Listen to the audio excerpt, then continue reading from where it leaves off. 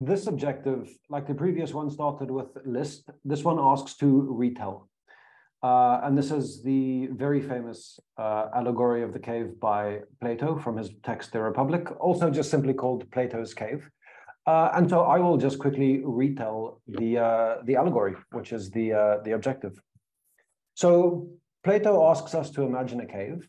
It's obviously dark, underground, and imagine some prisoners who are in the cave attached to a wall in such a way that they can only see the dark end of the cave. Behind them is a fire.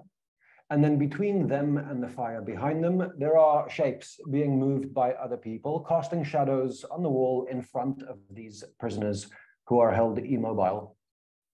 They see these shadows move, and they anticipate that these shadows are, of course, the real world. This is all that they know. If there were to be some sounds that come into the cave, maybe someone speaks in a different part of the cave, and the echo throws the sound forward, these prisoners would imagine that the shadows are making sound, and they would consider that to be a part of the shadow world.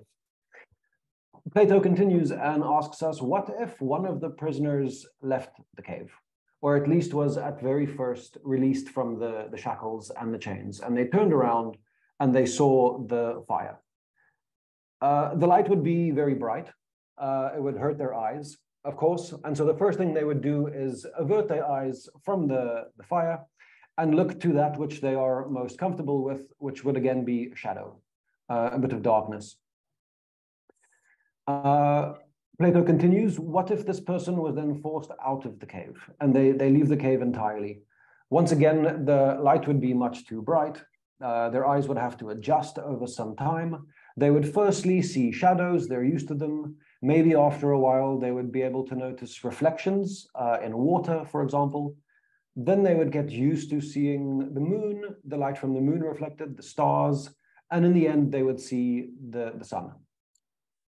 The last portion of this allegory is as Plato asks us to imagine, what would this person feel if they were to return to the cave?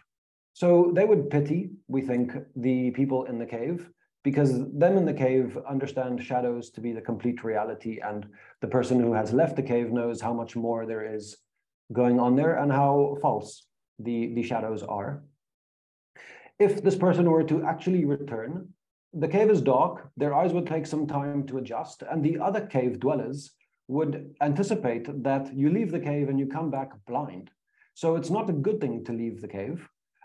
In fact, Plato goes so far as to say that they would possibly murder or kill anyone who tries to force them out of the cave, because as far as they know, that's a bad thing to do.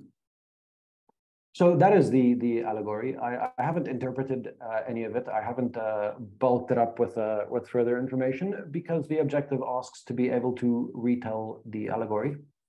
And that's it.